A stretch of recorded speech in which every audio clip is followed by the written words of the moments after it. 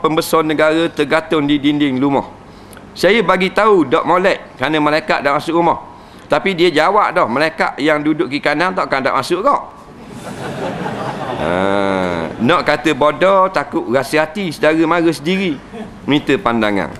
Menurut setengah ulama, malaikat yang tidak masuk ke dalam rumah yang menggantung perhiasan-perhiasan makhluk bernyawa adalah malaikat rahmat. Malaikat kiraman katibin, dia tak cerah tanggang dengan kita. Malaikat maut masuk. Kalau malaikat maut tak masuk, tak gantung gambar rumah kita.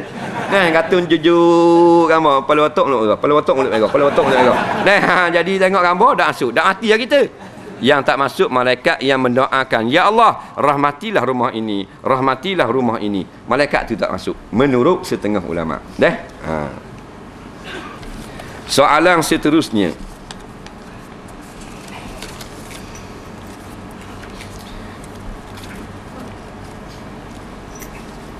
Masa ustaz kuliah, ramai orang meniru harapan dan memberi kesan yang tidak baik, bersesak-sesak ketika Isya. Saya nampak siang sungguh warga emah yang kena himpit. Orang-orang yang datang lambat menolak-nolak dari belakang, minta nasihat. Jadi tak kira di mana-mana ngajar mana pun, kalau orang tua kena tengok lah. Bila orang komat, memang orang belakang nak pergi ke depan. Nak pergi ke depan tu tengok lu orang tua, jangan tolak-tolak. Nak, mega tokat motor lama. Nah, motor baru tokat ogeh dak terbalik. Nah, motor lama dah tokat kolek. Nah, kita tepuh orang tua kau menyembang sakit tubuh badan dia. Jadi nak dapatkan depan tapi memudaratkan orang lain tak boleh lah. Jadi kena jaga. Nah, jangan sampai tolak orang tua. Saya merupakan isteri yang keempat. Saya seorang saja yang bekerja, manakala madu lain dan suami tak kerja. Dia seorang kerja. Nyanyi sungguh. Lelaki tak kerja. Boleh kerja dah sungguh. Kami tinggal serumah. Tak bagus ha. Suami pula bengken. Bengken, ingat benteng ni. Suami bengken. Saya nak mengadu ke siapa pun tak tahu. Sebab tu bengken ni dia maknanya tabiat. Dia bukan boleh buat. Nampak? Maknanya bukan orang tu dulu backhand, ni tak backhand, lepas tu backhand pula tak ada. Dia kalau jenis backhand. Daripada muda pas tu backhand. Biasanya gitu. Nak, kalau jenis lembut sama. Nah, sebab tu bila kita ni dah jadi gini ni payah. Nak buat kau ni dah bini laki backhand. Nak,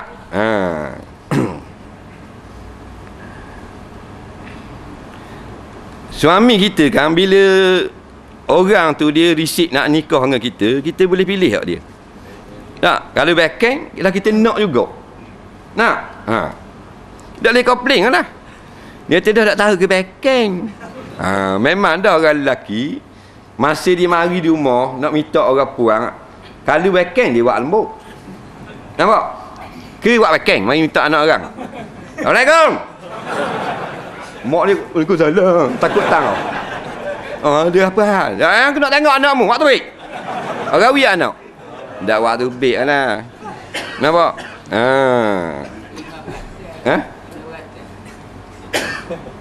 Benda? Imam berkata? Jadi hak backhand jadi lembut. Nampak? Mari nak Assalamualaikum. Padahal backhand pongoh. Nak lambat selih. Tapi dah nak minta anak orang, tahu dah kalau buat backhand marah dak uwi. Nampak? Tu pelakon drama swasta lah ke tu. Nampak? Assalamualaikum. Waalaikumsalam. Siapa ni? Tak jawab, patung dulu. Nampak? Kalau kau teruk, kau speed. Ada anak tolong waktu bit. Nah. Siap patung dah. Orang pun kenang tengok. Dah. Jadi kita percaya dah masa mari rumah kita. Jangan percaya. Tengok dia di luar. Tanya kawan pejabat dia. Kawan dia kata orang baik sangat. Cakap dia tak dia jaga orang. Baru tu.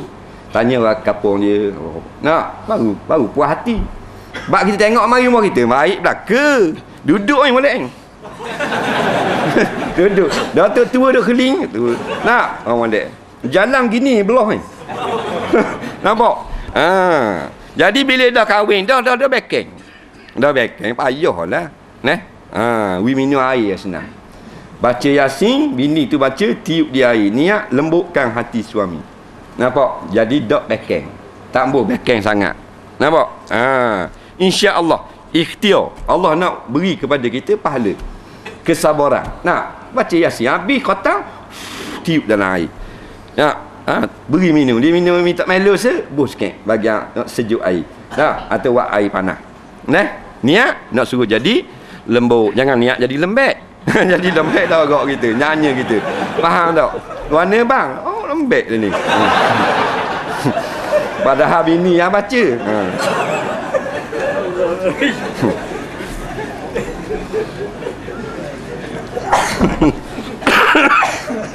Aduh lah. Lelah main macam ni. Betul ke dinosaur wujud? Sebab ada ustaz kata dinosaur tak wujud. Bagi saya lah, kita ni bukan akidah dinosaur ni, bukan bab iman. Nampak? Bila tulang ada, maka tuang ada lah dulu. Dah tulang tu ada. Nampak? Tulang tu dijumpai dalam tanah, dalam batu, belah batu nampak tulang.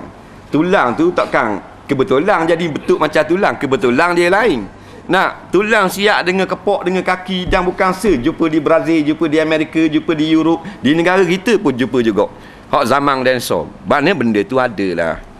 Tak tahu dah, takut zaman dulu dia tak ada isi, dia memang tulang gitu jalan. Tapi biasanya dia ada kulit lah. Jadi kulit dia tak tahan, dia tahannya tulang. Bila dia kepik di batu gitu, dia panggil fosil. Nampak? Jadi benda tu pada akalnya wujud lah.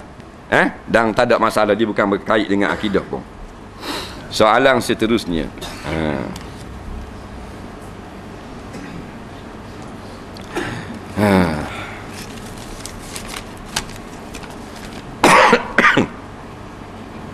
Adakah makhluk seperti jin dan binatang boleh tengok syaitan? Jin tu syaitan dah. Dia boleh tengok. Binatang memang boleh tengok syaitan. Kan disebut dalam hadis. Nampak? Binatang nampak syaitan. Binatang nampak malaikat. Di antara disebut dalam hadis, keldai nampak syaitan. Di antara yang nampak malaikat, ayam. Ayam nampak malaikat. Lepas tu Nabi kata, bila dengar ayam berkokok, maka sebut subhanallah. Nampak? Subhanallah. Sebab apa Nabi kata gitu? Sebab ayam dapat melihat malaikat. Nampak? Fa innaha ra'atil malak. Kerana ayam nampak malaikat. Jika orang wakafkan kitab, kita boleh bawa balik atau tidak? Wakaf ni tengok keadaan. Wakaf ni maknanya beri kepada kita kitab tu, atas jalan adatnya orang beri kitab tu untuk kita guna, kita boleh buat balik. Tapi kalau disebut wakaf lah, habis kita guna, kita kena beri orang lain guna pula. Tak boleh nak jual, tak boleh nak apa. Tapi kalau wakaf tu disebut wakaf ni hanya letak di surau ni, tak boleh buat balik. Ada sebut gitu, tak boleh buat balik. Dah tak sebut, balik pada adat. Adatnya orang boleh buat balik. Nampak? Untuk orang belajar. Saya keluar dari tandas, selipar saya basah, saya jalan atas pasir untuk ke surau. Bila berjalan, pasir itu terpercik di kain. Adakah kain saya itu kena najis atau najis yang dimaafkan? Bila selipar kita basah, jerit pasir, pasir lekat di selipar. Bila selipar ni jarak panjang pada tumi, nampak? Maka belakang netik lah. Netik pasir itu lekat di seluar, lekat di kain pelekat. Jawabnya tidak najis. Tak najis. Tak apa. Tak usah kata selipar, kita naik basikal. Dah bekas hujan tadi, dah laju kat tembok. Nak sampai ke surau, penuh atas belakang. Magat tak ada, je keke bagi. Nyari molek pula tadi. Hitam atas belakang ni, ngetik. Tak ada magat. Hukumnya sebutlah kitab fiqh. Hukumnya dimaaf pada syarak, sunat saja kita basuh. Melainkan yang percik itu adalah najis. Barulah wajib kena basuh.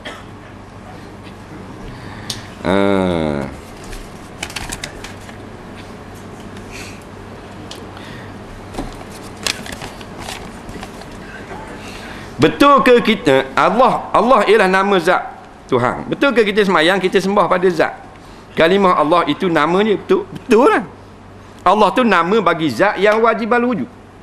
Allah tu nama bagi Tuhan yang wajib ada. Macam mamak dengan tuang dia. Mamak nama tu waktu kita tulis mamak. Nampak? Syai. Nah. Ha.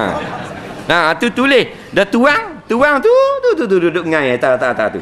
Atas jati. Oh, tu mamak. Ingat hok ning atau ketah.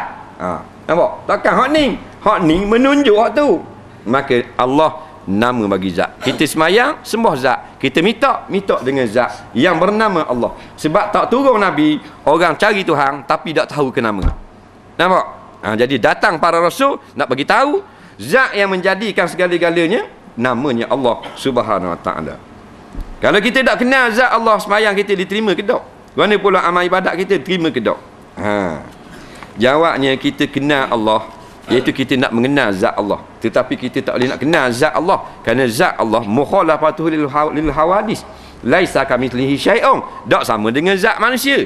Zat manusia kita boleh kenal. Kubang orang boleh kenal. Kubang ada tanduk, jalan kaki 4 tak ke bawah. Manusia jalan kaki 2. Dah beza zat manusia dengan zat agama. Agama ada sayap pula. Allah Taala zat dia bukan makhluk, bukan atas bawah, bukan berjiring. Maka kita kenal dengan sifat yang Allah terangkan dalam Al-Quran, dalam hadis. Nampak? Kerana sifat menunjuk kepada tuang punya sifat, iaitu zat. Soalan seterusnya. Berapa jumlah kitab yang dikarang oleh Al-Alim Syekh Abdul Qadir Al-Mandili? Kita pun tak pasti banyak mana. Tapi kalau hak Jawi lebih kurang 20 buah kitab. Kalau hak Arab saja ada lagi kitab-kitab Arab yang kita tak pasti banyak mana. Jawi saja 20 buah kitab lebih paling kurang. Waktu hak nama yang kita dai pun 20 buah kitab.